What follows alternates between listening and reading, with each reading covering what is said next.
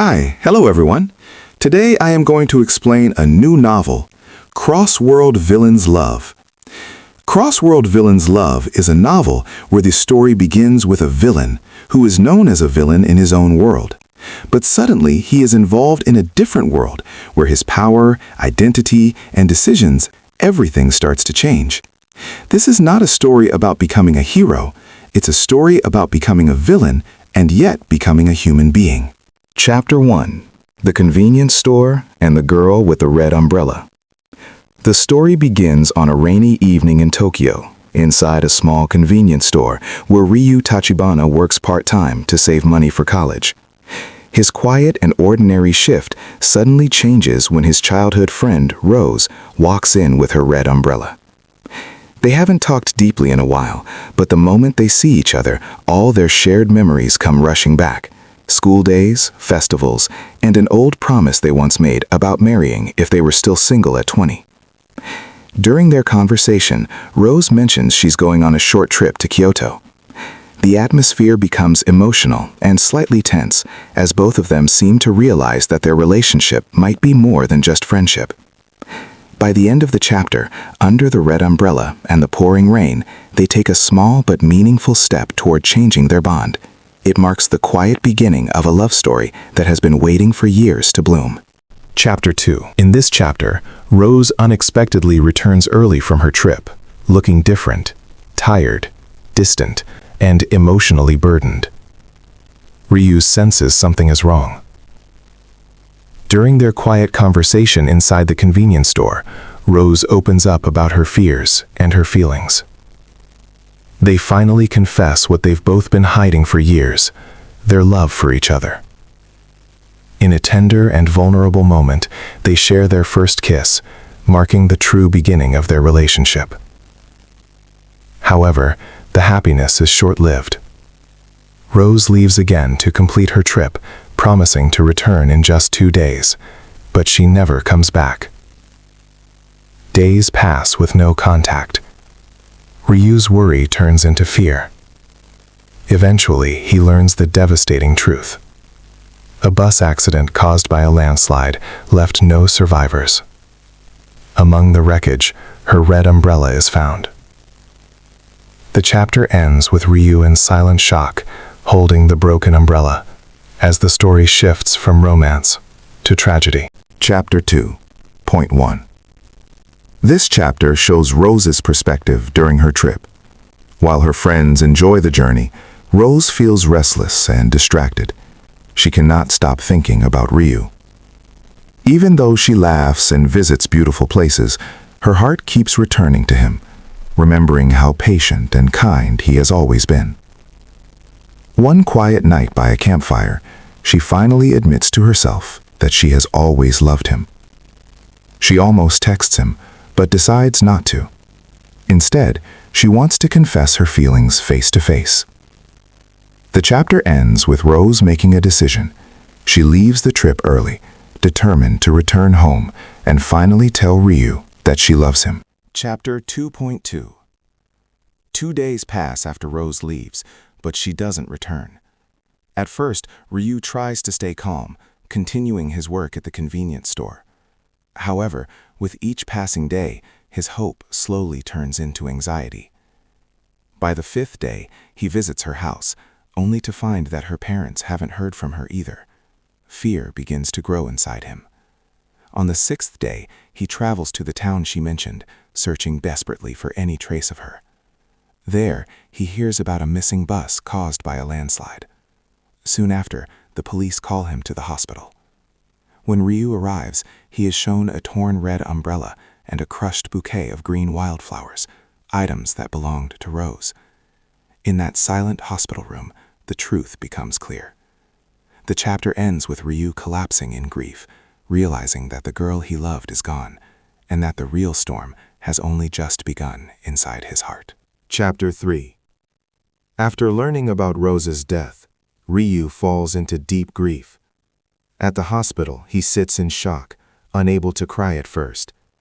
But once he returns home and faces the emptiness she left behind, his emotions finally explode. He isolates himself for days, refusing to eat, speak, or leave his room. He keeps replaying her last words in his mind, unable to accept that she is truly gone. On the fourth day, his father forces his way into the room and slaps him, not out of anger, but fear. He refuses to lose his son the same way he once lost his wife. Ryu's father reveals his own pain and explains that even after losing the love of his life, he had to stay strong to raise Ryu. He tells Ryu that Rose wouldn't want him to destroy himself in grief. Instead, she would want him to live. That conversation becomes a turning point. Ryu breaks down in his father's arms, finally releasing his pain. By the next morning, he opens his window to the world again and makes a quiet promise to keep living for Rose. The chapter marks the beginning of his slow journey toward healing. Chapter 4. After meeting the taxi driver, Ryu cannot stop thinking about the mysterious temple where wishes made before sunrise might come true.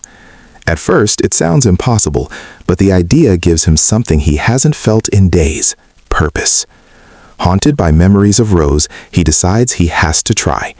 He tells his father he wants to visit a temple in Kyoto to pray for her. Though worried, his father allows him to go. That night, Ryu takes a train to Kyoto, carrying only a small bag and a photo of Rose. He doesn't sleep, replaying their memories and holding on to the smallest hope that he might see her again. Before dawn, he arrives at a secluded valley. Guided by mist and moonlight, he reaches an ancient temple hidden beyond a wooden gate. As the chapter ends, Ryu stands before the mysterious temple, ready to make a wish that could change everything. Chapter 5. Ryu arrives at the mysterious mountain temple before sunrise, determined to make a wish to see Rose again. After stepping through the old torii gate, he begins walking toward the temple, but no matter how far he goes, it never seems to get closer. Exhausted and overwhelmed, he breaks down, questioning his sanity and his desperate hope. Yet in the middle of his despair, the memory of Rose's voice gives him strength. Refusing to give up, he continues forward. Suddenly, the mist clears, and the temple appears right before him. Inside, the ancient shrine transforms into something grand and sacred. Surrounded by towering statues, Ryu kneels and pours out his heart, begging for one more chance to see Rose again. After his desperate prayer, an unusual presence appears, a mysterious reindeer with shimmering fur standing silently at the end of the hall. It turns, as if inviting him to follow. And without hesitation, Ryu steps forward into something unknown, as if fate itself has answered his wish. After praying in the temple, Ryu follows the mysterious glowing reindeer down a hidden path. It leads him to a secret courtyard behind the shrine, where he is shocked to find the same taxi driver waiting there. The driver, who introduces himself as Mamu, reveals that this was no coincidence. He is not a god, but a guide, someone who helps desperate souls reach the place where miracles can happen. Mamu takes Ryu inside what looks like a broken building, but the interior transforms into a vast, glowing, otherworldly space. There, he explains the truth. Everything Ryu has experienced so far was only the first test. If Ryu truly wants to see Rose again, he must face one final trial. It won't measure how much he wants her, but how much he is willing to sacrifice to make his wish come true. The chapter ends as Mamu invites him to step into the crossing ground, where his fate and his love will be decided. Chapter 7. Ryu follows Mamu into a hidden realm beyond the temple. The moment he steps through the archway, the world transforms into a dense, silent forest covered in silver mist. The place feels timeless, cut off from the frozen in moments of struggle, love, and sacrifice. It feels like a place where countless souls have come before him. Eventually, they reach a sacred clearing. At its center stands a single black stone pillar, the testing ground where Ryu's wish will be judged. Before Ryu steps forward, Mamu reveals a shocking truth. He was once a seeker too. Long ago, he came here with his own desperate wish, and he passed the test. Now, Mamu is no longer just a guide, but someone who has already paid a price. The chapter ends with mystery and tension rising, as Ryu realizes that whatever awaits him may change him forever. Chapter 8. Before Ryu can question Mamu further, the mist reveals a vision from Mamu's past. Long ago, the world Mamu came from was ruled by war. Powerful clans dominated through violence, while weaker villages were crushed without mercy. One peaceful mountain village named Hashi was among them, and that was where Mamu was born. Hashi lived a simple life without technology, surviving through farming and hunting. But their peace ended when the ruthless Gura clan attacked at dawn. They burned homes, slaughtered villagers, and destroyed everything in their path. Young Mamu tried to escape with his mother through the forest, but during their escape, she was struck by an arrow. Even as she lay dying, she told him to run and survive. In that moment, Mamu lost everything. This chapter reveals the tragic origin of his wish, showing that his journey as a seeker was born not from greed, but from unbearable loss. The vision continues with even greater tragedy. After Mamu's mother is killed, the raiders notice him hiding. He tries to escape, but they chase him down. Though injured by an arrow, he runs until he collapses, only to wake up inside a wooden cage. He isn't alone. Other captured children sit beside him, wounded and terrified. The raiders treat them brutally, beating and starving them. Mamu realizes they are not prisoners meant to be rescued. They are trophies, tools. After days without food, the children are finally dragged out when another clan, the Shama clan, approaches for battle. Instead of protecting them, the raiders hand the captured children crude weapons and force them onto the battlefield. Weak, starving, and shaking with fear, Mamu is pushed toward war, not as a warrior, but as disposable bait. Chapter 10.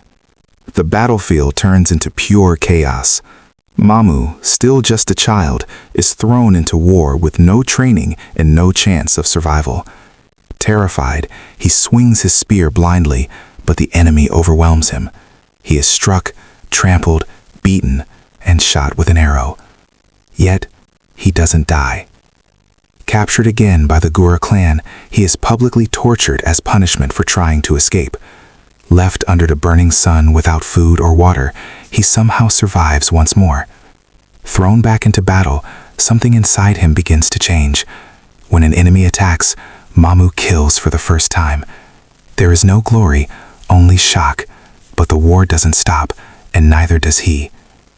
Years pass in endless fighting. The other captured children die one by one. Only Mamu remains. He grows stronger, colder, and harder.